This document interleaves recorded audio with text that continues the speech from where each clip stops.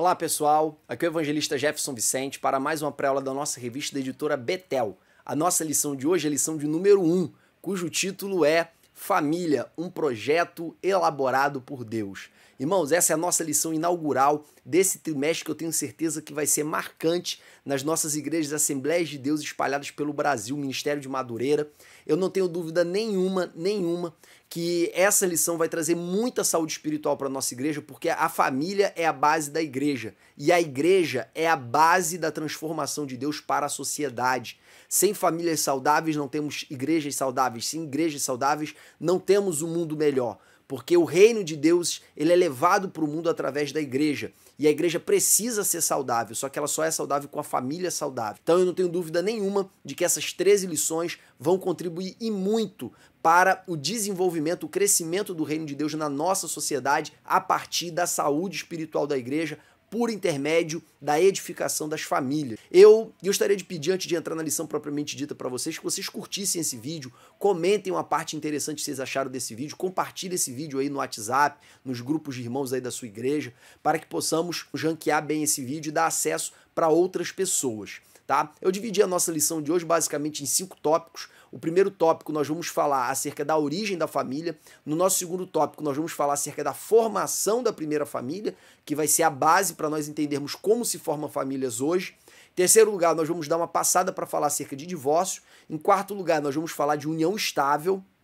E vamos falar também um pouquinho de homossexualidade, mas principalmente aí sobre união estável e o problema que há nessa questão aí, se uma pessoa que vive união estável pode se batizar ou não nas nossas igrejas. Em quinto lugar, no nosso tópico 5, nós vamos falar acerca da proteção da família na legislação brasileira, tá? Então vamos entrar agora no nosso tópico 1, que fala acerca da origem da família. Ao estudarmos a origem da família, irmãos, é imprescindível nós lermos os textos que falam acerca da criação, tanto Gênesis capítulo 1 quanto Gênesis capítulo 2. Ambos os textos falam acerca do surgimento do homem dentro de uma família, porque quando Deus fez o homem, imediatamente depois ele fez a mulher também, e os deu um ao outro para constituir uma família e se multiplicarem na terra, tá?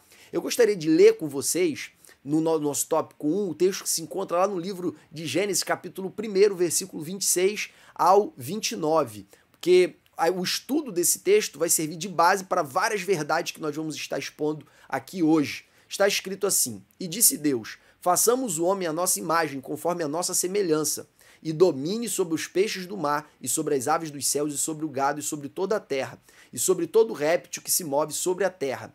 E criou Deus o homem à sua imagem, a imagem de Deus o criou, macho e fêmea os criou. Deus os abençoou e lhes disse, frutificai e multiplicai-vos e enchei a terra, e sujeitai-a e dominai sobre os peixes, as aves e os animais de sobre a terra. Irmãos, esse texto, ele traz várias verdades extremamente importantes para toda a Bíblia, porque ele fala acerca do projeto original de Deus para a criação do homem. Tá? Várias coisas que Deus fez como seu projeto original para o homem foram perdidos por causa do pecado e foram restaurados em Cristo. Então, esses textos que eu acabei de ler aqui para vocês, esses versículos, ele traz para nós vários desses projetos do modelo original de Deus para a humanidade que foram perdidos por causa do pecado. O primeiro deles, o homem foi feito à imagem e semelhança de Deus. Eu costumo dizer que ser a imagem e semelhança não é ser a cópia idêntica. Vamos dar um exemplo para ficar mais claro? Quando você vê uma estátua de alguém, ou uma pintura de alguém, por mais perfeita que essa estátua ou que essa pintura seja, aquela estátua e aquela pintura não é a pessoa que está sendo retratada nela. Outro exemplo, dizem que minha filha é minha cara, mas eu não posso pegar uma foto da minha filha e colocar no meu documento de identidade. Seria uma falsificação de documento público, isso é crime. Porém, ela é minha cara, não é verdade? Mas se ela é minha cara, por que eu não posso botar a foto dela no meu documento? Porque ser a minha cara significa ser muito parecida comigo, trazer os meus traços, trazer as minhas características, mas não necessariamente ser idêntica a mim. Quando a Bíblia diz que o homem foi feito à imagem e semelhança de Deus, a Bíblia não está dizendo que o homem foi feito idêntico a Deus. A Bíblia está dizendo que o homem carrega em si os traços que quem olhasse para o homem veria o Criador. Se o Criador é amor, o homem nasceu capaz de amar. Se o Criador é bom, o homem nasceu com a capacidade de exercer a bondade. Se o Criador é justo, nós nascemos com senso de justiça. E no homem original, que foi Adão, no primeiro homem, essa versão de Deus foi muito mais próxima do que nós somos hoje, porque hoje nós vivemos debaixo do pecado, nós vivemos debaixo da queda, que foi algo que aconteceu no momento que o homem comeu do fruto proibido que Deus determinou que ele não comesse. Depois que o homem caiu, ele se distanciou dessa imagem e semelhança original. Ele não perdeu completamente, porém ele se distanciou dela, de maneira tal que hoje todo ser humano é capaz de amar. Só que, apesar de sermos capazes de amar, nós também somos muito inclinados a odiar. Nós somos também muito inclinados a guardar ressentimento. Nós somos também muito inclinados a querer nos dividir, nos separar em grupos, em facções, em torcidas. E apesar de ter a potência do amor, nós nem sempre exercitamos essa potência ao máximo. Então, o homem, após a queda, ele passou a ser inclinado tanto para as coisas de Deus, porque ele nasceu ainda com os resquícios da imagem e semelhança de Deus, como também ele nasceu inclinado para o pecado, para tudo aquilo que é contrário à vontade de Deus. Tanto isso é verdade que a Bíblia diz lá no livro de Gênesis capítulo 5, versículo 4, salvo engano, que Adão gerou filhos e filhas, a sua própria imagem os gerou. Quer dizer, depois do pecado, quando o homem se distanciou da semelhança de Deus, ele passou a gerar filhos e filhas não conforme mais a imagem de Deus, mas conforme a sua própria imagem. E olha que interessante, logo após que o texto diz que o homem foi feito à imagem e semelhança de Deus, a Bíblia diz que Deus os abençoou. E qual foi a bênção de Deus? Deus determinou para eles: se multipliquem, frutificai, enchei a terra. Essa é a primeira bênção do Senhor, a bênção da reprodução, a bênção de multiplicar as cópias de Deus nessa terra. Irmãos, essa verdade ela é fundamental para você entender várias explicações que acontecem no Novo Testamento, como por exemplo Romanos capítulo 8, versículo 29, onde está escrito que é o que dantes conheceu, ou seja, conheceu com antecedência, estes também os predestinou para serem conforme a imagem do seu filho, a fim de que ele fosse o primogênito entre muitos irmãos. Ou seja, o plano eterno de Deus é que todos os homens fossem iguais a ele. Quando, porém, o homem pecou, ele caiu, ele perdeu essa imagem e semelhança de Deus, foi necessário que Deus enviasse uma cópia perfeita dele. Quem foi a cópia perfeita de Deus que veio para o mundo? Jesus. É por isso que Hebreus capítulo 1, versículo 3 diz que ele é o resplendor da glória de Deus, que nunca ninguém viu Deus, mas ao seu filho ele deu a conhecer. A Bíblia diz também que ele é a expressa imagem do Pai. Ou seja, nós não podemos ver Deus, conforme João disse em João capítulo 1, versículo 18, mas ao Filho unigênito do Pai ele lhe deu a conhecer. Então nós conhecemos a imagem de Deus a partir de Jesus, ele é a cópia exata do Pai. E era projeto do Pai restaurar a identidade perdida no Éden por causa do pecado, fazendo com que Cristo fosse a nova matriz. Que ao nos tornarmos iguais a Jesus, nós também pudéssemos novamente nos tornar iguais ao Pai novamente, conforme na criação do primeiro homem, Adão.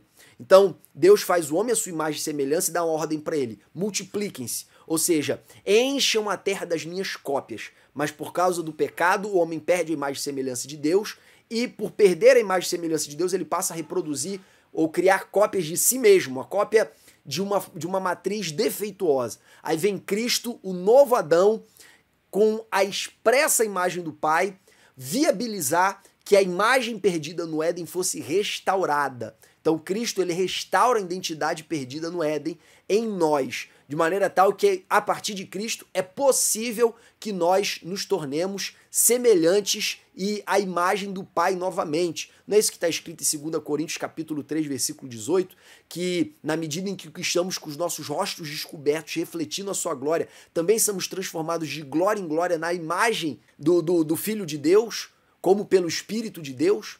Ou seja, essa glória que nós refletimos de Deus para o mundo faz com que nos tornemos a imagem dessa cópia que nós estamos refletindo. É como se nós fôssemos espelhos defeituosos que refletem uma imagem e a imagem fica grudada no espelho. É assim que Paulo usa a imagem em 2 Coríntios capítulo 3, versículo 18.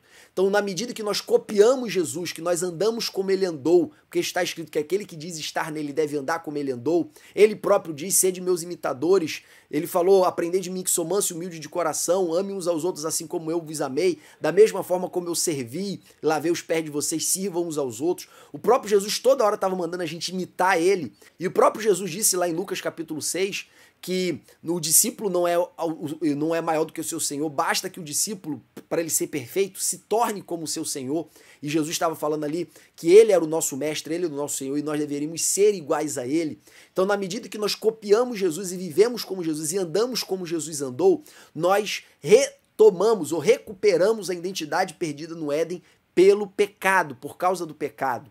Então o projeto original de Deus era que o homem e a mulher que foram feitos à imagem e semelhança dele multiplicassem as suas cópias pelo mundo e enchesse a terra de suas cópias, que a terra fosse povoada por seres compostos pela imagem e semelhança de Deus. E como esses seres eles eram imagem e semelhança de Deus, automaticamente, olha que coisa maravilhosa, esses seres que eram imagem e semelhança de Deus poderiam exercer a sua autoridade delegada sobre a terra. É por isso que Deus diz para o homem, dominai. É por isso que Deus diz para o homem, sujeitai.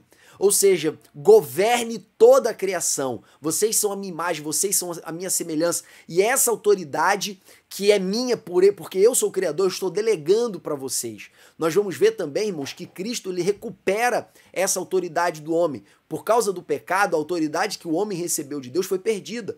É por isso que a Bíblia chama Satanás no Novo Testamento de Deus desse século, príncipe deste mundo, príncipe das potestades do ar. Diz que o mundo está no maligno, diz que o maligno controla esse mundo, esse sistema mau.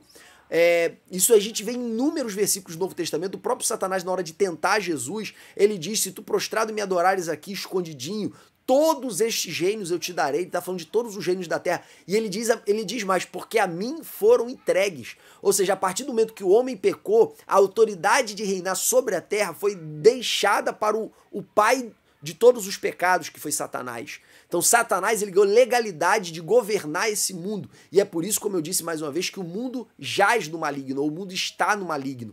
Porém, Cristo, além de recuperar a identidade perdida no Éden, Cristo também recupera a autoridade perdida no Éden. Uma vez que ele, como semente da mulher, ele pisa na cabeça da serpente, muito embora a serpente fira o seu calcanhar. Então, Cristo, como a semente da mulher, ele veio como homem recuperar a autoridade do homem sobre a criação. É por isso que vai chegar o dia em que Cristo vai prender Satanás durante 1000 anos e vai reinar nessa terra durante 1000 anos e depois vai jogar Satanás no lago de fogo. Ele vai recuperar a autoridade do homem perdida por causa do pecado no Éden. Então, esse projeto original de povoar a terra com os filhos de Deus, de povoar a terra com as cópias de Deus, ela foi perdida por causa do pecado, porém foi restaurada em Cristo. E um dia ela se concretizará perpetuamente lá no período lá escatológico que está lá em Apocalipse capítulo 20. Então, você precisa entender esse projeto, irmãos, você precisa entender esse projeto, porque essa é a principal base para nós defendermos a família como o polo de radiação de todo o projeto de Deus para essa terra. Se você não entende isso, você não consegue entender a centralidade da família no plano de Deus. E assim, irmãos, nós encerramos aqui a explicação do texto de Gênesis capítulo 1, versículo 26 ao 29. Vamos entrar agora no Gênesis capítulo 2, no versículo 18 ao versículo 24, que é a mesma história, só que mais detalhada, tá? Com alguns detalhes a mais. Por que Deus fez assim? Contou uma história mais sintética e outra história mais detalhada. Porque o capítulo 1 ele procura falar de maneira rápida de como Deus fez a criação. Você vê que o capítulo não entra em muito detalhe de nada, tá? Já no capítulo 2, Deus esmiuça a história do capítulo 1. Então no capítulo 2 vai ser mostrado que o homem foi criado primeiro. A matéria-prima usada para criar o homem, o barro. E logo após a criação do homem, Deus deu 2 missões para ele: cuidar do jardim, pôr o nome nos animais. Você pode ver que cuidar de um jardim é uma missão extremamente estética, é uma missão artística, e dar nome para o animal é uma missão também essencialmente aí criativa. Então, Deus deu trabalhos criativos para o homem, Deus ama a criatividade. E depois dessas tarefas para o homem, Deus percebeu que o homem não tinha uma companheira que lhe fosse idônea, uma companheira que lhe fosse compatível. Todo animal tinha uma companheira que lhe fosse idônea, que lhe fosse compatível, capaz de gerar com ele novos descendentes. Porém, o homem não. Então Deus coloca um sono profundo no homem, tira uma de suas costelas e faz a mulher. Então a mulher foi feita a partir do homem, e o homem foi feito a partir do barro. Porém, conforme Gênesis capítulo 1, versículo 28, ambos foram feitos à imagem e semelhança de Deus, só que a partir de matérias-primas diferentes. E esse texto, irmãos, ele traz várias informações importantes para nós. Algumas palavras importantes desse texto, irmãos, que nós podemos destacar, é a expressão "não é bom que o homem esteja só". Essa expressão, irmãos, ela significa muitas coisas. Porém, eu não vou desenvolvê-las aqui nessa lição, vou desenvolver na lição de número 3, tá? Outra expressão importante que eu não vou desenvolver aqui é a expressão adjuntora, que significa auxiliadora ou companheira. Nós vamos desenvolver o significado dessa expressão na nossa lição de número 2, tá? As demais expressões aqui desse texto de Gênesis capítulo 2, versículo 18 a 24, eu vou estar desenvolvendo agora no nosso tópico 2, que fala acerca da formação da família ou da primeira família, que vai ser utilizado aí como base para a formação de todas as outras famílias, tá? Então, algumas expressões, irmãos, que são chaves para nós aqui nesse texto, você precisa decorar para ministrar para sua aula, tá? Então vamos lá? Vamos para a primeira delas? A Bíblia diz: então deixará o homem seu pai e sua mãe, e unir-se-á ou apegar-se-á à sua mulher, e serão ambos uma só carne. Essa é a celebração do primeiro casamento, é a formação da primeira família. E essa frase, esse versículo, ele é fundamental para a gente entender como se forma uma família, tá? Isso vai repercutir, irmãos, lá na nossa discussão do tópico 4, que fala acerca da união estável e do batismo de pessoas que estão vivendo em união estável, se é possível ou não, tá? Eu vou surpreender vocês com a minha opinião. Eu peço que vocês não deixem de assistir o tópico 4 para vocês poderem compreender a minha opinião sobre essa questão das pessoas que vivem em união estável serem batizadas ou não. Mas vamos lá. A primeira expressão dessa frase é deixará o homem seu pai e sua mãe. Essa expressão deixar seu pai e sua mãe, irmãos, tem um sentido de ruptura. Ele vai se desvincular da família que lhe deu origem. Ele vai se separar da família que lhe trouxe ao mundo. Ele já não vai ser mais família do seu pai e da sua mãe. A partir do momento que o homem casa, a partir do momento que o homem constitui sua própria família, pai e mãe se tornam parentes. Pai, mãe e irmãos deixam de ser família e se tornam parentes. O homem se desvincula da sua família, tanto o homem quanto a sua mulher. Eles se desvinculam da sua família, tá? Eles formam uma nova família e a família antiga se torna seus parentes.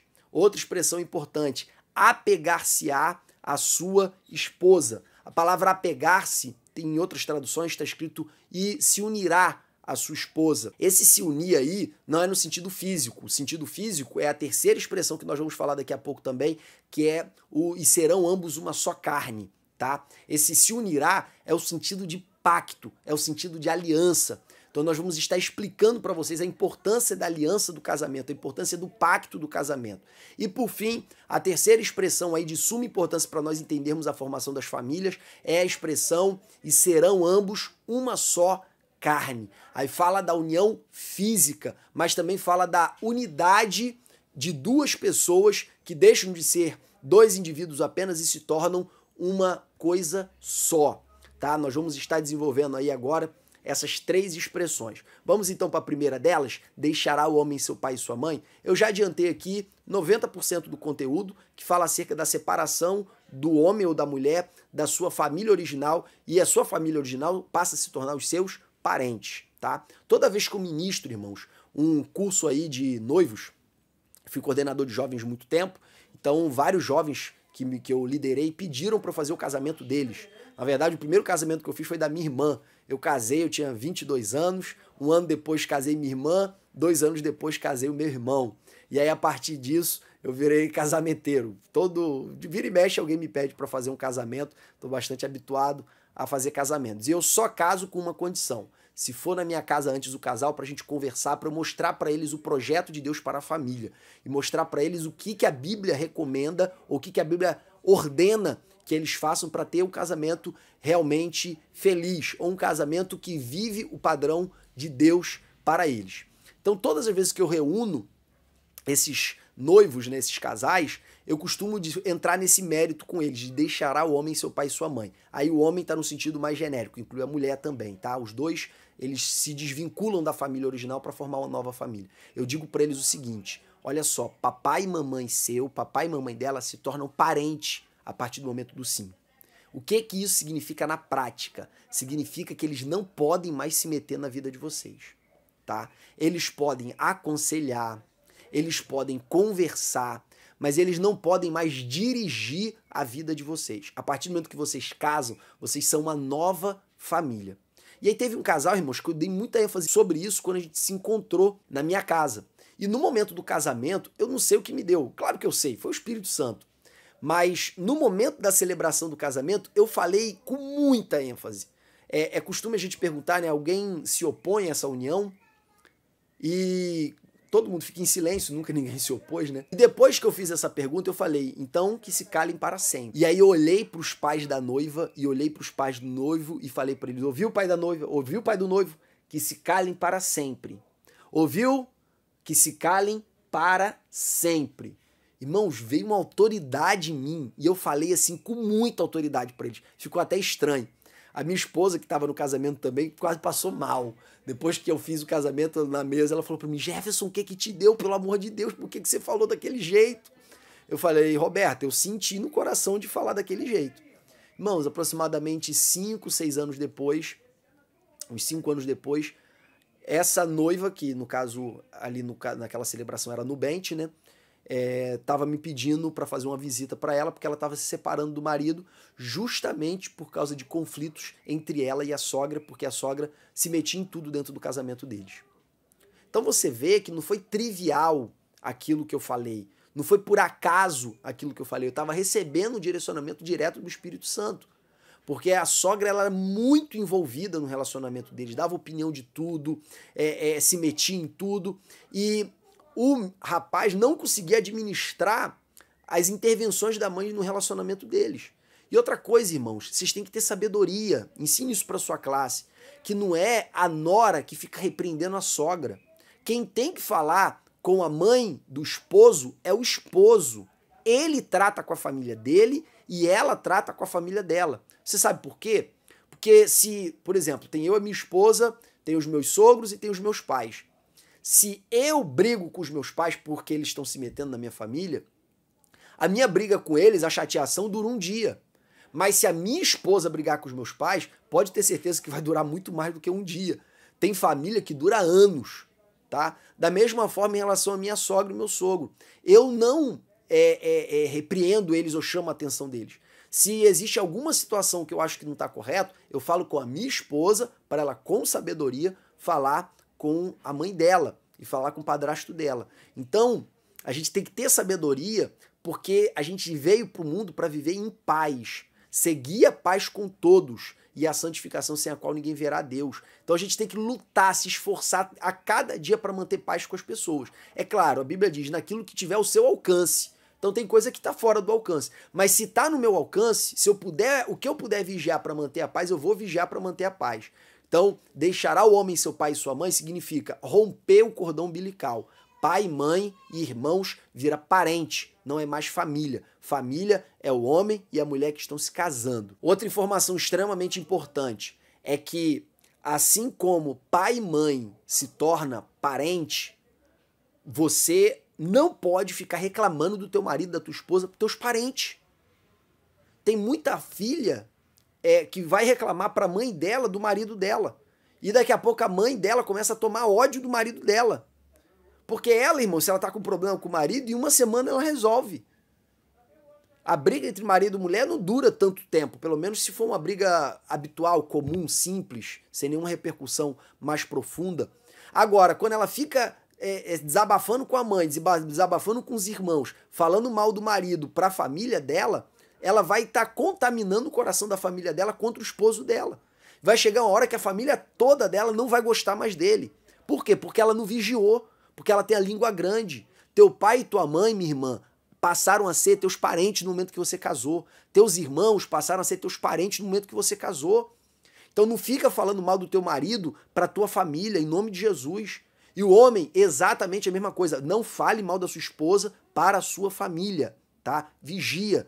Teus pais e teus irmãos viraram teus parentes, eles não são a tua família. Roupa suja se lava em casa, com a sua família e não com os seus parentes. Vamos agora para a segunda expressão-chave aí, que é apegar-se-á, ou se unirá à sua esposa. Irmãos, a expressão se unir, como eu disse para vocês, ela não tem um sentido físico, que vai ficar para a terceira expressão, que é uma só carne. Ela tem um sentido de pacto, ela tem um sentido de aliança. Irmãos, e pensa numa coisa que Deus dá importância, é a aliança. Irmão, você vai ver o tempo todo na Bíblia Deus fazendo pactos, Deus fazendo alianças, Deus fazendo promessa para as pessoas.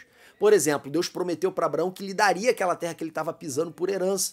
Quando Abraão morreu, o seu filho Isaac morreu, o seu filho Jacó morreu, os seus descendentes foram morar no Egito e ficaram 430 anos escravos no Egito.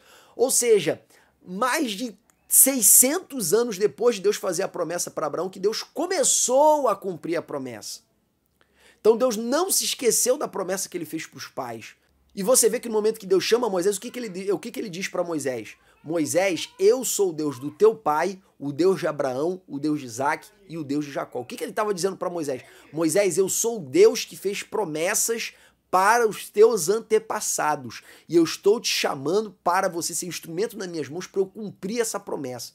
Pensa em alguém que não volta atrás nas suas promessas. Esse alguém é Deus. Deus leva muito a sério aquilo que ele fala, tá? E aí você pensa que Deus, ele leva a sério porque ele é um ser perfeito.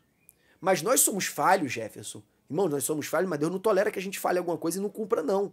A Bíblia diz que a palavra do crente ela tem que ser sim, sim, não, não. E o que passar disso é procedência maligna. O que quer dizer sim, sim, irmãos? É que sim é sim. Você diz, eu vou. O que você tem que fazer? Ir. Você diz, não vou. O que você tem que fazer? Não ir. Sim, sim, não, não significa aquilo que você disse, cumpra, custe o que custar.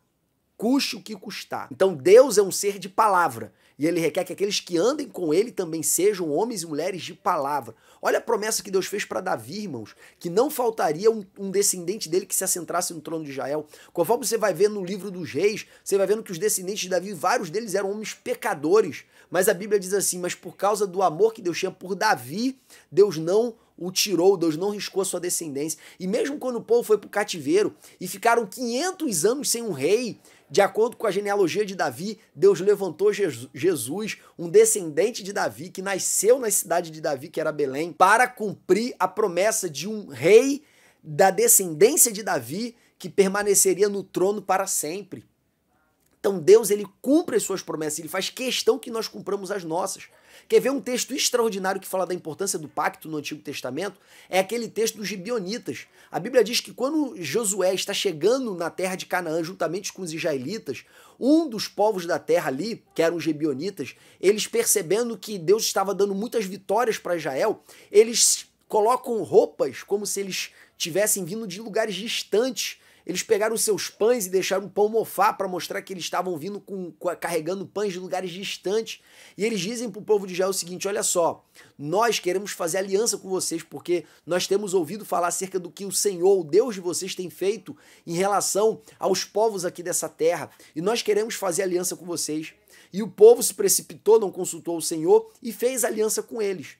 3 dias depois, o povo descobriu que eles não eram de fora nada, eles eram da terra.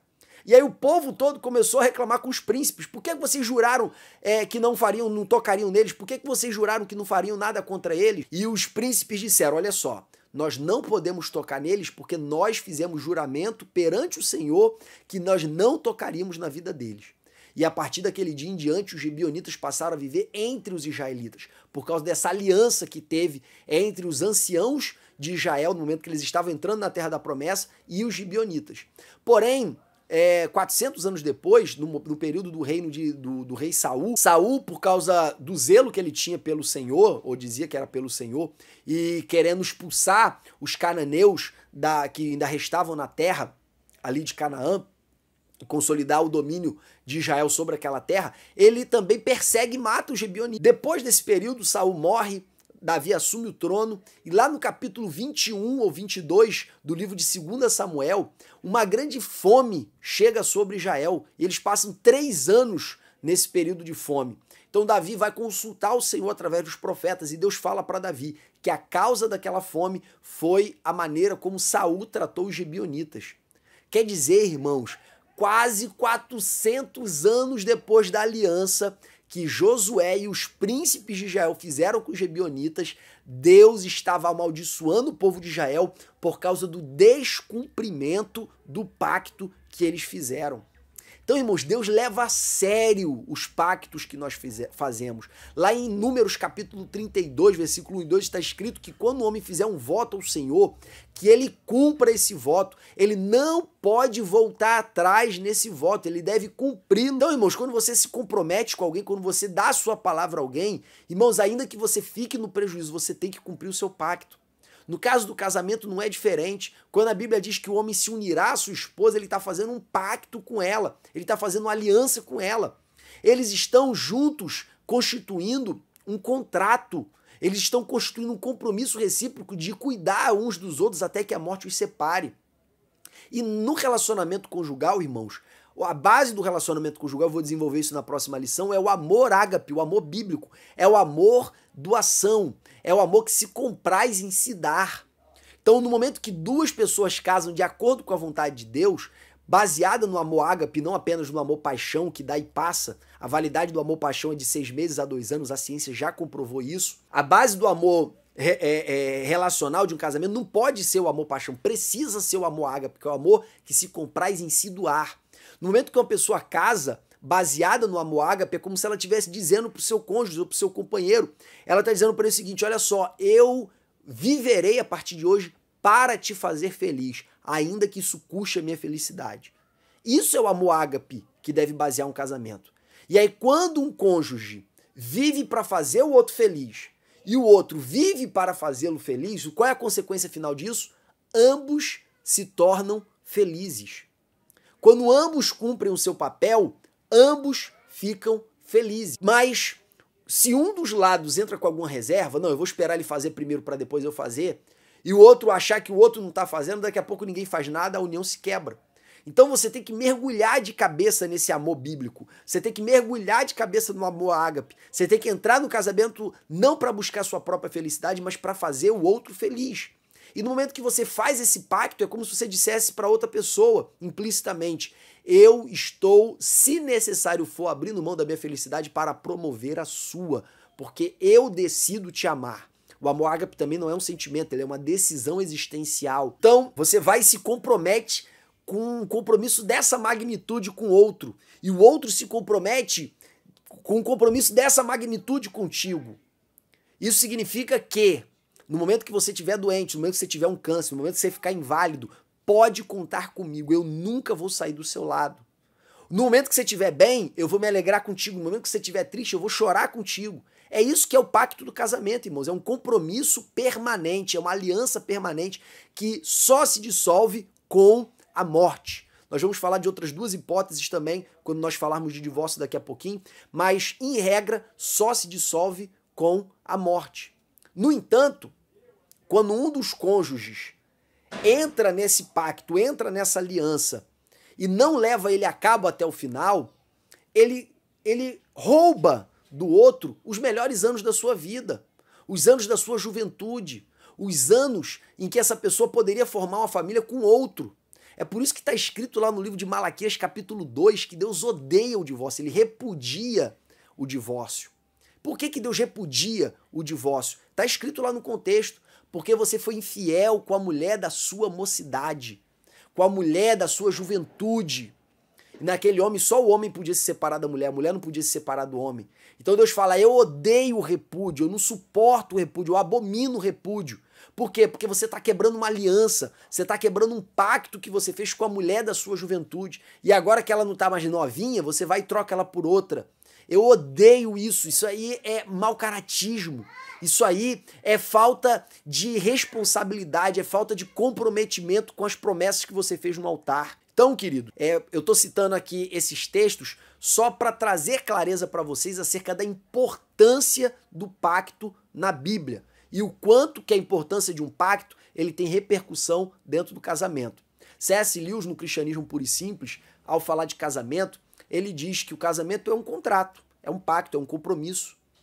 E todas as pessoas de caráter, elas cumprem os seus compromissos. Terceira palavra-chave desse texto de Gênesis capítulo 2, do versículo 18 ao 24, é a palavra "e serão ambos uma só carne". Essa palavra, irmãos, ela tem uma dimensão física e ela tem uma dimensão de unidade de vida, tá? Eu vou falar desses dois sentidos de maneira separada. Em primeiro lugar, é a unidade física. Ser uma só carne é juntar o órgão genital masculino com o órgão genital feminino, que é o propósito principal do casamento, que é a reprodução, tá?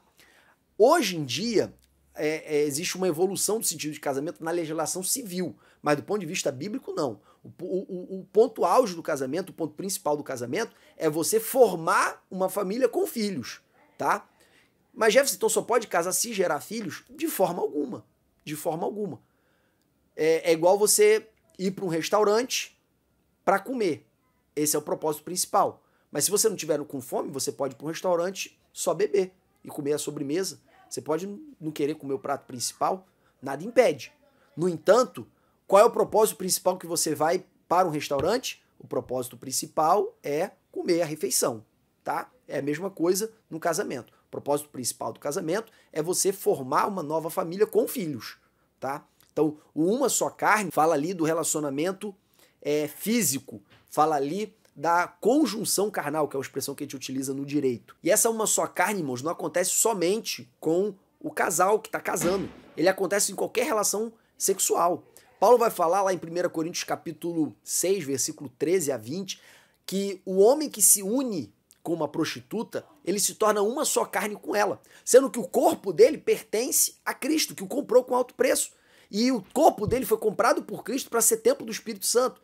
Então ele é membro do corpo de Cristo e quando ele se relaciona sexualmente com a prostituta, ele está dando o corpo de Cristo, que é o corpo dele, para se envolver com uma prostituta. E aí Paulo diz que todo pecado é feito fora do corpo, mas quem peca nos pecados da porneia aqui é uma expressão que a gente vai falar daqui a pouco com mais ênfase, quem peca nos pecados da porneia, ele peca contra o próprio corpo. Por quê? Porque ele está oferecendo o corpo que Cristo comprou, que é o corpo dele, para a prostituição. Então ele peca contra o próprio corpo dele, que é de Cristo. Tá? Por isso que a prostituição é um pecado contra o próprio corpo. Então essa uma carne, para você ver como ela tem um sentido de relação sexual mesmo, que ela não abrange somente o casal que está casando, ela abrange qualquer relacionamento sexual. Então, irmãos, esses são os requisitos para a formação de uma família. Em primeiro lugar, deixará o homem seu pai e sua mãe. Quer dizer, ele se desconectará da sua família original, tá? Para formar uma nova família. Em segundo lugar, ele fará um compromisso, uma aliança, ele se unirá à sua esposa. Em terceiro lugar, serão ambos uma só carne. Tá falando ali do relacionamento íntimo, do relacionamento sexual. Sexo, irmãos, nós vamos ter uma lição específica sobre isso, tá? Mas eu já quero adiantar para vocês. O sexo ele tem 3 funções na Bíblia. Em primeiro lugar, reprodução. Em segundo lugar, prazer.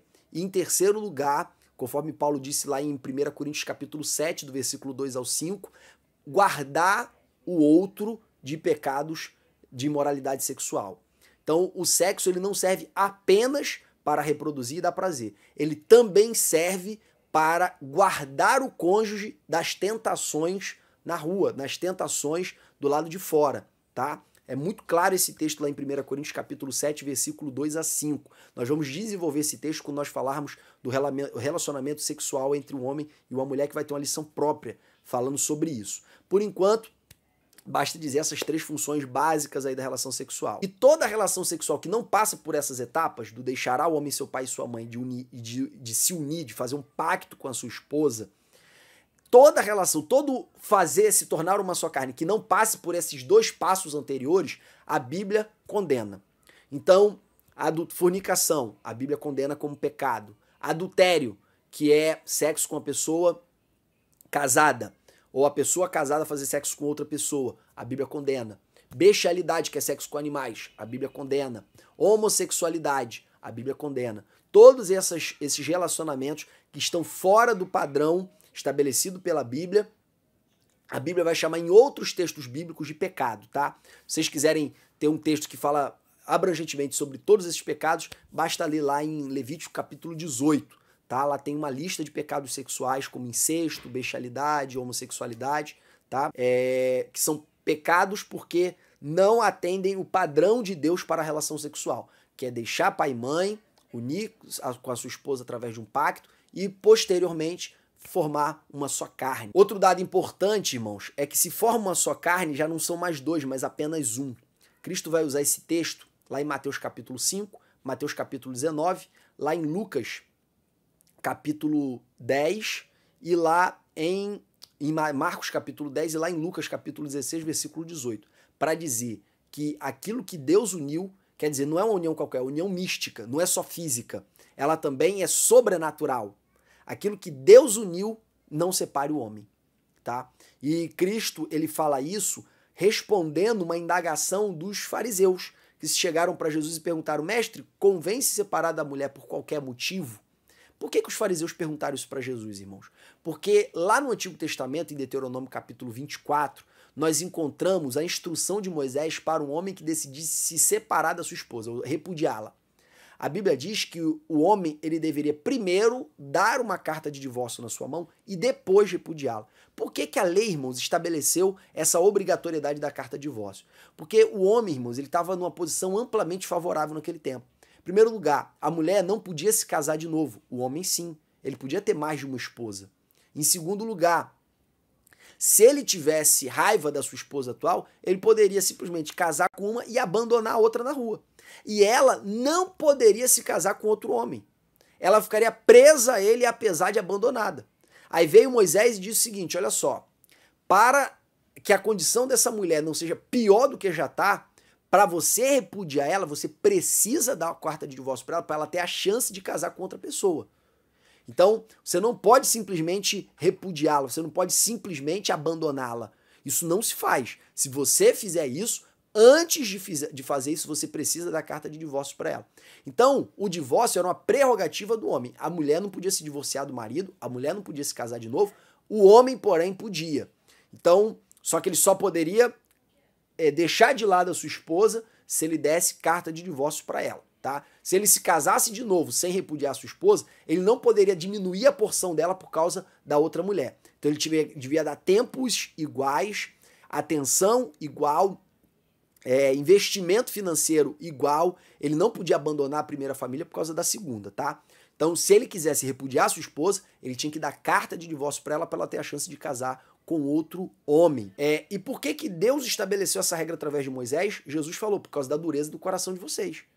Porque se não houvesse essa regra, muito homem iria largar a mulher no mundo sem, contudo, permitir que ela se casasse com outro homem e nem cuidasse dela, tá? Então, por causa da dureza do coração dos homens, Deus ele permitiu que Moisés autorizasse a concessão aí da carta de divórcio como obrigação para o homem que repudiasse sua esposa. Quando nós vamos para o Novo Testamento, quando nós lemos Mateus 24, a Bíblia diz que quando o homem encontrar coisa indecente na sua esposa. O que é coisa indecente? Irmãos, na época de Jesus não se sabia o que significava essa expressão coisa indecente. E os homens, os judeus, eles se dividiram em duas correntes básicas. A primeira corrente era a corrente de um mestre chamado Shammai, que dizia que coisa indecente era ou a mulher casou sem ser virgem ou ela adulterou. E nós tínhamos também a corrente de Hillel, que era o avô de Gamaliel, aquele que foi o mestre de Paulo. Hillel dizia que coisa indecente era qualquer motivo que o homem considerasse que tornava a mulher incompatível com ele. Então era qualquer motivo. A corrente mais popular nos dias de Jesus era a corrente de Hillel, que achava que o homem podia dispensar sua mulher por qualquer motivo. Como a população preferia essa corrente, e os fariseus sabiam que Jesus ele costumava ser rigoroso na interpretação da lei, os fariseus queriam colocar Jesus contra o povo. Aí os fariseus perguntam para Jesus: mestre, convém um homem dispensar a sua esposa ou repudiar a sua esposa por qualquer motivo? Ou seja, o sentido da palavra coisa indecente é qualquer coisa. E aí Jesus, irmãos, ele não apenas adere aos ensinamentos de Shammai, ele vai além do que Shammai disse, ele dificulta ainda mais ainda o divórcio. Ele diz o seguinte: olha só, Moisés deu carta de divórcio por causa da dureza do coração de vocês, mas no princípio não foi assim.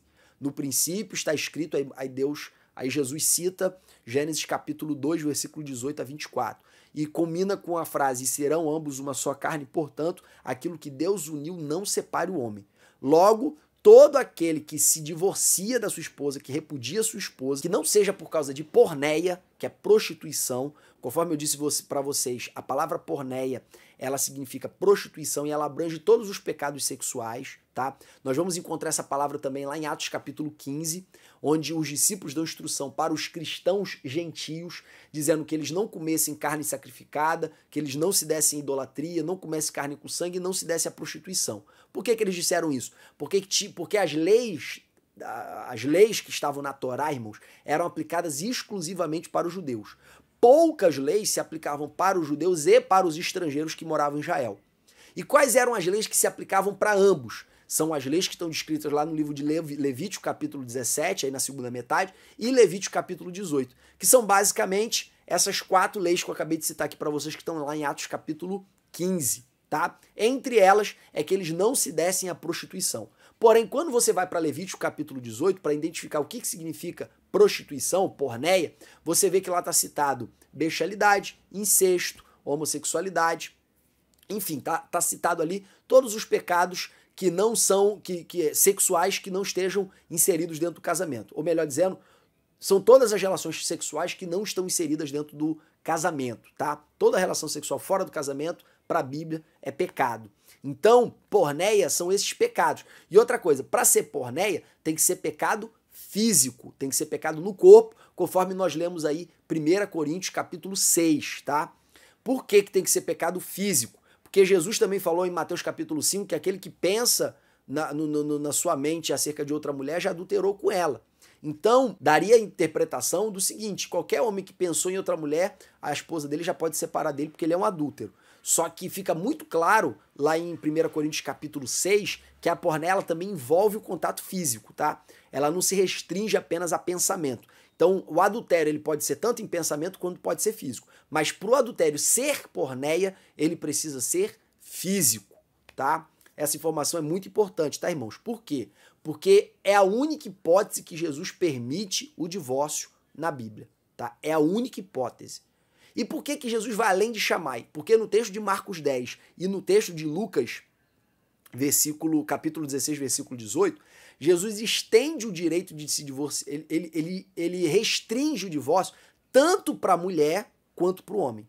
Em Mateus 5 e Mateus 19, ele diz que o homem que repudia sua mulher e ela se casar com outro, ela adultera, quem se casa com ela adultera e o homem que deu o divórcio se torna responsável pelo adultério.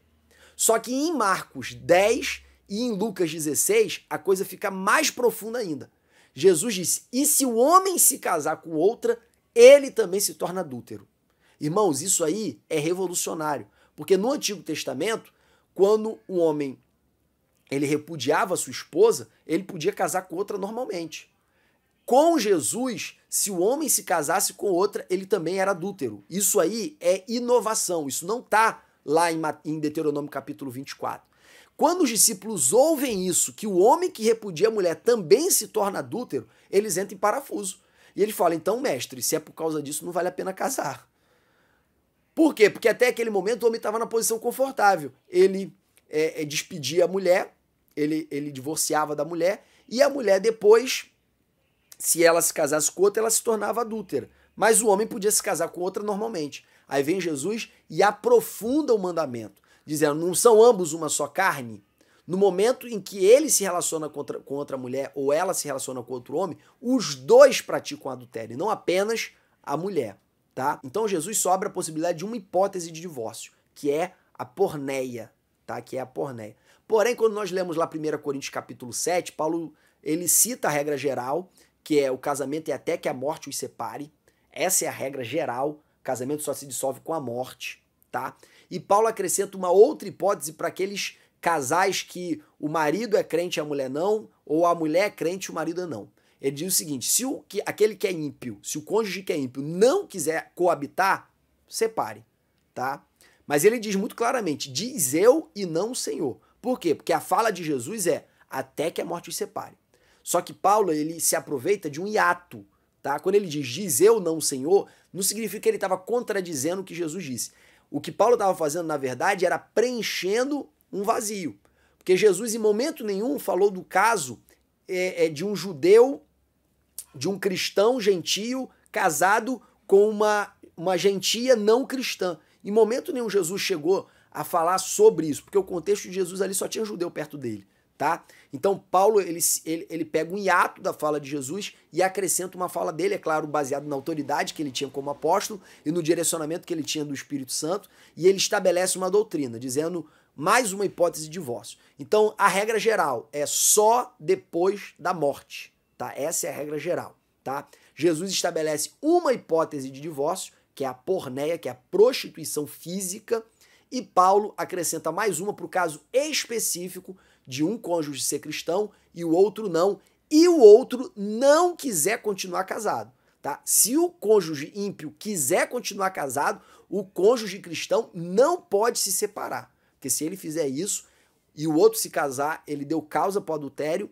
ou se ele se casar, ele está adulterando, tá? E o que é que faz? Paulo instrui. Separou? Aí, meu irmão, fique só. É essa que é a instrução bíblica, porque se casar de novo, é adultério. Jefferson, pelo amor de Deus, Jefferson, eu sou casada de novo. Minha irmã, você tem que pedir perdão a Deus por esse pecado. Ou você que está me ouvindo, homem de Deus, às vezes pode ser até obreiro da casa do Senhor, e você pode estar dizendo, Jefferson, mas eu estou no meu segundo casamento, estou no meu terceiro casamento, eu me divorciei da primeira, me divorciei da segunda. Eu tenho uma má notícia para você. O seu segundo casamento e seu terceiro casamento foram casamentos adulterinos, do ponto de vista bíblico. E Jefferson, não tem mais solução para mim? Tem, se você se arrepender deste pecado específico, tá? Irmãos, em alguns casos específicos, aí vai depender do trabalho pastoral de identificar caso a caso, tá? Por exemplo, a pessoa, ela se separou do primeiro e acabou de se casar com o segundo. A orientação bíblica é, este segundo casamento é adultério. Então, se o vínculo ainda não está muito estabelecido, ainda não tem filhos, ainda não tem uma vida formada a dois, a orientação bíblica é, carregue a sua cruz, negue-se a si mesmo e siga-me. A orientação bíblica é, a porta é estreita. O que significa isso? A orientação bíblica é, se você está realmente arrependido, vocês não podem mais continuar juntos. Agora, digamos que você já tem uma vida juntos e que separar seria mais gravoso do que continuar com essa pessoa com quem você já está e constituiu a nova família. Nesse caso, irmão, você tem que orar com o seu pedindo perdão a Deus, para Deus apagar esse pecado que está na origem do relacionamento de vocês e redimir esse relacionamento, tá? Você precisa manifestar arrependimento de ter feito essa escolha errada, que a orientação bíblica é aquilo que Deus uniu, não separe o homem. Essa é a instrução bíblica. Vamos então, irmãos, para a união estável. Esse é o nosso tópico 4, vou falar um pouco sobre união estável. Sobre homossexualidade eu não vou falar. Eu tinha muita coisa para falar sobre homossexualidade. Amenizando, irmãos, a forma como nós cristãos nos colocamos na sociedade em relação aos homossexuais. A gente trata o homossexual como se ele praticasse um pecado diferente do adultério, diferente da fornicação, diferente da pornografia, diferente de todos esses pecados que estão dentro da igreja. O tempo todo você encontra pessoas que caem por causa desses pecados que eu acabei de citar aqui agora. E às vezes a gente trata o homossexual como se ele tivesse um pecado que fosse muito pior do que esses outros. Quando na verdade, irmãos, isso aí é puro preconceito. É um pecado como os outros. É um pecado que precisa gerar arrependimento como os outros. Porém, não é um pecado maior do que os outros, é um pecado como os outros. E outra coisa, não é pecado ser homossexual, é pecado praticar a homossexualidade. Porque às vezes a pessoa, ela tem uma homossexualidade desenvolvida a partir de um trauma, sofreu algum abuso. Eu já contei para vocês em um vídeo atrás, aqui há muitos anos atrás, acho que uns 2 anos atrás, eu fiz um vídeo que eu falei sobre isso, mas eu vou repetir agora, que eu pastorei uma congregação há uns 10 anos atrás e tinha umas criancinhas que frequentavam essa congregação. Eles não eram de lá, mas eles sempre estavam por lá, porque tinha um parente deles que visitava lá e eles iam junto. E anos depois eu fui saber que de 3, 2 tinham virado homossexuais. E o terceiro, que tinha uma deficiênciazinha mental, ele não tinha virado homossexual, mas tinha tudo para virar também, porque os 3 eram abusados por um parente. E depois desse abuso, eles se tornaram homossexuais. Eram crianças que não davam indicação nenhuma de homossexualidade, eram crianças normais. E depois desse quadro de abuso, eles se tornaram homossexuais. E o pai deles, que não era cristão, ele era muito machista, os homens ficavam zombando deles, e esse pai ele era aidético, então ele ficava com depressão, querendo parar de comer, querendo parar de viver, querendo se matar. Ele dizia que queria matar o filho e se matar também, por causa dessa humilhação que ele sentia, tendo em vista a opção sexual do filho. Irmãos, isso é extremamente deprimente, irmãos. É extremamente deprimente ver como que essa intolerância, como que esse preconceito pode gerar destruição do relacionamento tão intenso que é o relacionamento de um pai com filho. Tem muito pai cristão que expulsa filho de casa quando descobre que filho é homossexual, que não fala mais com o filho. Irmão, isso não é o amor de Cristo. Esse não é o amor de Deus. Esse não é o amor de Deus. É claro, pecado é pecado. Erro é erro. A gente não precisa ser conivente com o erro, mas a gente não precisa odiar o pecador. Como Jesus, ele não odiava o pecador, pelo contrário, ele andava com os publicanos, com os pecadores, com as prostitutas. Ele tinha relacionamento com os pecadores. Como nós que nos avogamos na condição de herdeiros da tradição do amor de Cristo e continuadores, perpetuadores desse amor, podemos tratar uma classe de pessoas por causa da opção sexual dessa maneira? Não, irmãos, de maneira alguma. A gente tem que ter a liberdade de dizer que é pecado, isso é um direito constitucional, ninguém pode tirar isso da gente, mas a gente não pode tratar essas pessoas como se elas fossem seres de categoria inferior. Pelo amor de Deus, tá? Eu teria mais coisas para dizer, mas você já percebeu que o vídeo está gigantesco. Sobre a pessoa com união estável, irmãos, eu sou contra que a maioria das pessoas que vivem a união estável se batizem. Por quê? Porque se a pessoa está vivendo em união estável, por que ela não casa? Se ela não casa porque ela quer continuar recebendo um benefício do governo, ela está em pecado. Porque a lei que diz que a pessoa que casa perde benefício, também diz que a pessoa que vive em união estável perde benefício. Porque o Supremo Tribunal Federal já equiparou a união estável ao casamento há muito tempo. Se é equiparado, o casamento gera a perda do benefício e a união estável gera a perda do benefício. Então, se a pessoa está em união estável com alguém e continua recebendo benefício, ela está praticando um crime, que é a apropriação indébita. Ela está recebendo indevidamente um benefício. Então, ela está em pecado, ela está praticando um crime, ela pode ser presa. Outro detalhe, são pessoas que não casam porque não dão importância para o casamento. Essas pessoas também não podem ser batizadas porque elas não estão arrependidas. Como que começa a união estável? Começa com a fornicação, começa com o pecado. Se a pessoa se arrepende do pecado, o que ela faz? A consequência do pecado é a conversão, é a mudança de direção, é a mudança de comportamento, como aconteceu com Zaqueu. Então, se ela está arrependida de ter vivido no pecado, o que ela vai fazer? Ela vai consertar as coisas, casando.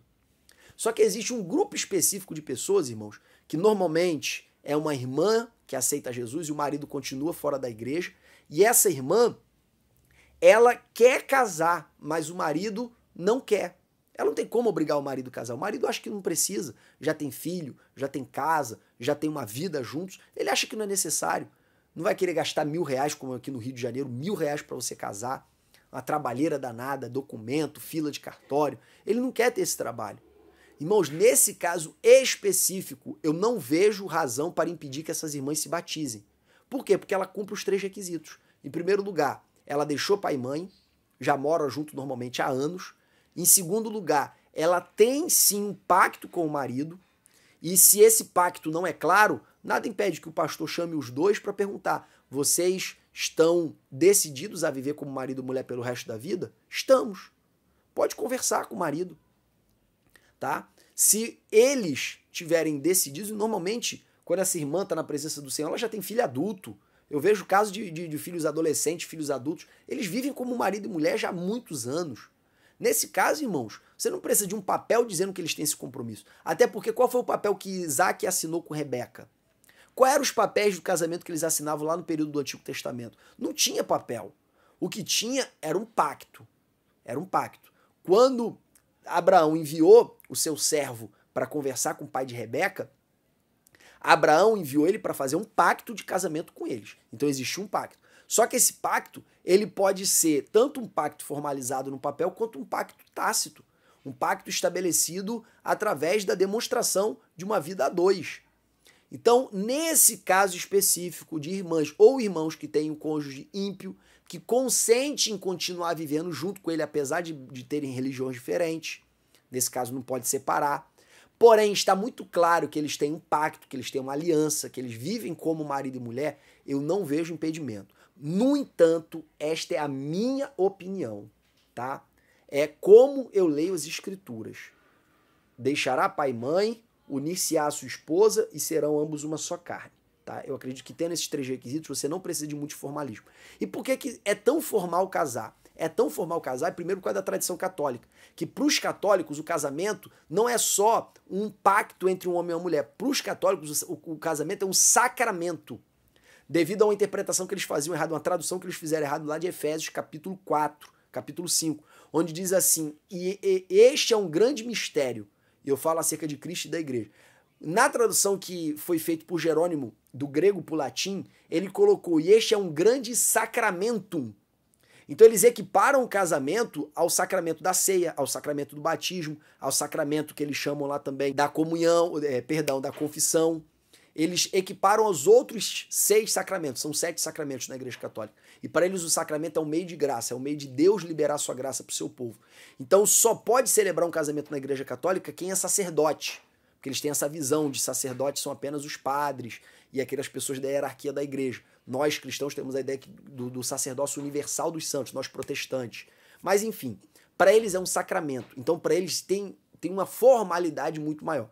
Como a nossa cultura é a cultura católica, esse formalismo do casamento católico foi a base de influência do nosso casamento civil, tá? Então o casamento civil também é muito formal. E por que o casamento civil é muito formal? Em primeiro lugar, por causa da herança católica, e em segundo lugar, por causa da proteção legislativa à família, que eu vou falar agora com vocês nesse último tópico, que é o tópico 5, tá? Nesse último tópico eu vou falar para vocês acerca da proteção da legislação brasileira à família. Mas, sintetizando aí essa questão da união estável, eu penso que se o casal pode casar, eles devem casar, não pode batizar sem eles casarem. 2, se eles não casam por causa de algum benefício, estão praticando crime, não estão arrependidos, não querem entrar na porta estreita, também não batiza. E em terceiro lugar, se um dos cônjuges é cristão, o outro não, e esse que não é cristão não quer casar no papel, só que eles têm uma vida a dois já longa, uma vida que dá testemunho para todos que eles são uma família, que eles têm um pacto de fidelidade um com o outro, se isso está muito claro, eu não vejo motivo para impedir esse casamento, porque os requisitos de Gênesis capítulo 2, versículo 18 a 24, não exige um papel escrito. Como eu citei para vocês o exemplo aqui de Rebeca e Isaac. Quando Rebeca chegou, irmãos, ela já foi para a tenda de Isaac. Não teve festa de casamento, não teve assinatura de contrato, não teve nada. Ela foi direto para a tenda. Tá? Então, Rebeca e Isaac hoje seria união estável. Rebeca e Isaac hoje seria união estável, não seria casamento. Tá? Então, por que a gente é tão apegado à figura do casamento? Porque casamento é pacto e o pacto é necessário. Só que, para mim, esse pacto pode se dar também de outras formas, como, por exemplo, na união estável. Até porque, para a nossa legislação, especialmente depois de uma decisão do Supremo Tribunal Federal, o casamento ele se equipara à união estável para todos os fins, fins hereditários, fins de direito real de habitação, enfim, para todos os fins. Mas essa é a minha opinião, não é a visão da nossa denominação. Para nossa denominação só pode batizar quem é casado, tá? Só pode batizar quem é casado. Vamos então para o nosso tópico 5, que eu acredito que é um tópico de fechamento, muito interessante também, que é sobre a proteção da nossa legislação para a família. Irmãos, a legislação brasileira ela protege muito a família, protege muito, tá? Em primeiro lugar, nós temos direitos hereditários. Todo parente, todo familiar, ele é herdeiro.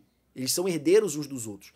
Então, se meu pai morrer, eu, os meus irmãos e minha mãe somos herdeiros dele, tá? Isso é uma proteção familiar. Outra coisa, metade do patrimônio de uma pessoa, a gente chama da legítima no direito. O que é a legítima? É a parte do patrimônio que ele não pode dispor. Então, digamos que ele tenha 1 milhão de patrimônio para deixar para os descendentes. 500 mil ele pode dar para quem ele quiser para o testamento.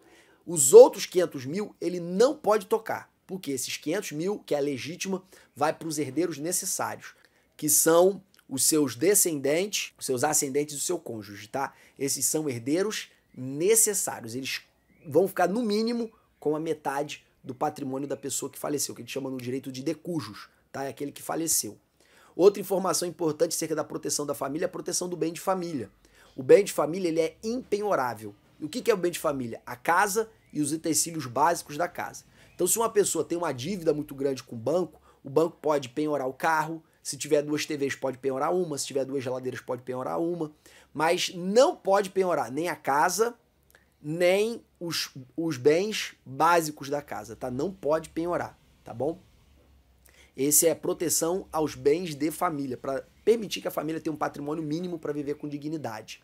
Outra informação importante também acerca da proteção do direito de família é que uma pessoa não pode dar nenhuma doação para um amante, para uma concubina, por exemplo, porque essa doação ela é anulável.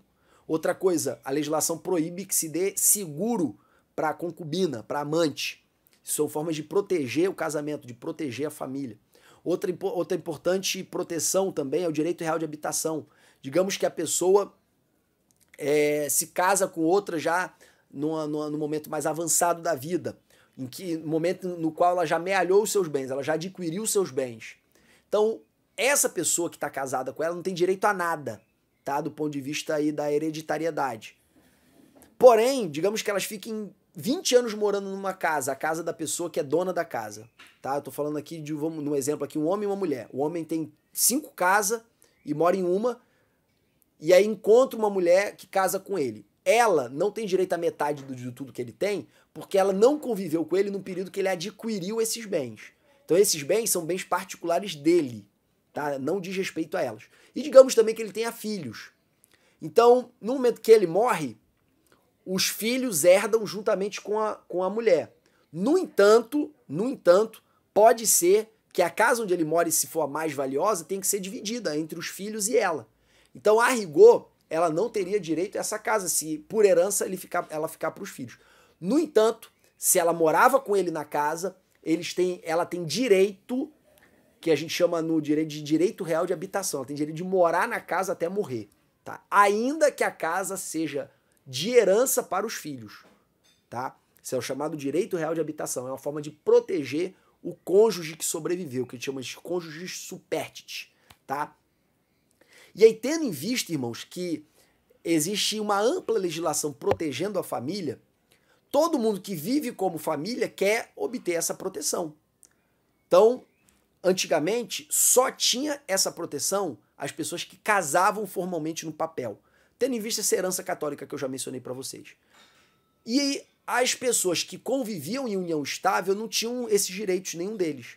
Não eram herdeiros uns dos outros, não tinham direito real de habitação, não tinha direito à proteção ao bem de família, não tinha esses direitos que eu falei que limitam a doação para amante, limitam o seguro para amante, não tinham nenhum desses direitos. Direito previdenciário também não, tá? Apesar de viverem como marido e mulher, tal qual quem casou no papel, não tinham direito nenhum. E aí criavam-se distorções absurdas, como por exemplo, uma pessoa foi casada no papel com uma mulher, se separou dela, 5 anos depois se juntou com uma nova, ficou morando com ela 30 anos. Quer dizer, com a que ele casou, ele viveu 2 anos. Com a nova esposa, que é, na verdade, companheira, ele viveu 30. Quando ele morria, os bens dele iam para os filhos e para a mulher que ele está separado há mais de 35 anos. A pensão ia para a mulher que ele está separado há mais de 35 anos, que certamente já tem outro marido. Isso tudo por quê? Porque o direito não reconhecia essa mulher que está vivendo em união estável com ele. Então criavam-se distorções absurdas. Distorções absurdas. E aí, por causa disso, a nossa legislação foi evoluindo e hoje a pessoa que vive em união estável tem os mesmos direitos civis do que a pessoa que vive em regime de casamento, tá? Inclusive direitos hereditários, tá? E aí entra a questão dos homossexuais. Os homossexuais que viviam como se fosse uma família, porque tinham fidelidade um ao outro, amealhavam, adquiriam patrimônio juntos, pagavam apartamento juntos, enfim, viviam como marido e mulher, só que no relacionamento homossexual, eles também queriam essa proteção jurídica, proteção previdenciária, proteção bem de família, herança. Porque era muito comum, principalmente antigamente, que uma pessoa se declarava homossexual e imediatamente os pais se desconectavam do filho. O pai, naquela época muito machista, ele cortava relações com o filho que era homossexual ou com a filha que era homossexual. Ele se desconectava completamente, parava de falar, não queria ver nem pintado de ouro. Só que essa filha homossexual, que passava a viver com outra mulher e juntas viviam 35, 40 anos, vinha a falecer. E quando ela morria, os bens, ao invés de passar para a companheira dela, que cuidou dela na hora que ela estava doente, que cuidou dela na hora que ela estava com câncer, na hora que ela estava com problemas de depressão, enfim. A pessoa que viveu com ela todos esses anos ficava sem pensão, sem patrimônio, sem direito de reabilitação, sem proteção nenhuma. E os bens iam para quem? Para a família que não falava com ela. Então, na prática, isso gerava uma distorção absurda. E por causa disso, o Supremo Tribunal Federal, em 2011, reconheceu, estendeu o direito de contrair união estável ou casamento para os casais homossexuais. Irmãos, o deputado federal, o deputado estadual, o candidato a vereador que diz que vai entrar na Assembleia Legislativa, na Câmara dos Vereadores ou no Planalto, ou na Câmara dos Deputados, lá em Brasília, para impedir relação homossexual, tá mentindo para você. As pessoas do mesmo sexo já podem casar e ter união estável desde 2011. Então elas estão mentindo para você. Isso não existe. Os candidatos evangélicos, eles fazem um verdadeiro terrorismo contra os crentes mal informados, tá? Um verdadeiro terrorismo que querem destruir a família. Foi autorizada a relação homossexual e a família continua aí. A minha família continua aqui, a sua família continua aí, as nossas famílias continuam existindo. Porque o nosso campo de batalha, irmão, nesse mundo, não é o campo de batalha legislativo. O nosso campo de batalha nesse mundo não é o campo de batalha político. Jesus não veio fazer uma batalha política, Jesus não veio fazer uma batalha legislativa. O nosso campo de batalha é um campo de batalha moral, cultural, espiritual. É nesse fronte que a gente opera, gerando discípulos que pensam como Jesus pensa e começam a se multiplicar pelo mundo, conforme o projeto original do Éden. Na medida em que nós readquirimos a identidade perdida no Éden, em Cristo, nós passamos a ter a capacidade de gerar novas pessoas através do discipulado, conforme a imagem de Cristo. Então a gente vai multiplicando no mundo as cópias de Jesus, as cópias de Deus. E é assim que a gente vai influenciando o mundo. Como foi que o cristianismo, ele derrotou o Império Romano e estabeleceu uma cultura completamente diferente da cultura romana que predominava nos dias de Jesus. E 350 anos depois foi completamente alterada pelo cristianismo. Foi através de batalha política? Foi formando exércitos? É claro que não. Foi atuando nas bases. Foi gerando transformação de vida através da pregação do evangelho. Então o nosso fronte de batalha é a formação de discípulo, é a formação de novas pessoas semelhantes a Jesus, é a formação de um novo padrão moral dentro das nossas comunidades, amando, respeitando, cuidando e mostrando para eles que o evangelho ele não é autoritário, o evangelho é a expressão do amor de Deus. Os mandamentos, eles são vida, os mandamentos são luz para os nossos pés e lâmpadas para o nosso caminho. Eles são bênção para nós. E na medida que a gente atua na base, a gente vai alterando a sociedade, não impondo leis que não vão ser cumpridas, ou que o Supremo Tribunal Federal depois vai declarar inconstitucional. O nosso fronte de batalha é nas bases, é transformando pelo poder do Espírito Santo vidas. É nesse ambiente que a gente deve operar, tá? Então, desde 2011, pode ter aqui no Brasil casamento homossexual e união estável homossexual, e não há nada no plano legislativo que nós possamos fazer para alterar isso. Porque quem determinou isso foi o Supremo Tribunal Federal fazendo uma interpretação da Constituição, tá? Querendo eu, querendo você, querendo os nossos bispos, querendo todos os crentes do Brasil ou não. Isso não se altera, tá? E a boa notícia é que o alarme que esses candidatos a deputado faziam aí nas igrejas, de que a família ia acabar, ia ser destruída, isso tudo foi balela, tá? Na nossa lição de número 2, eu vou falar o que realmente tem destruído as famílias no nosso Brasil. Aí sim, eu vou apontar uma causa real de destruição das famílias, tá? O que realmente está acabando com as famílias no Brasil. E não são as uniões homoafetivas. E não é isso que está acabando com a família no Brasil. Na lição de número 2 nós vamos aprofundar esse tema. Foi muito bom estar com vocês, eu sei que o vídeo ficou enorme, é porque o assunto é muito vasto e é muito importante. E tinha conteúdo demais para dizer, mas eu fico muito feliz de estar de volta e que Deus vos abençoe e vos dê uma aula abençoada em nome de Jesus. Amém.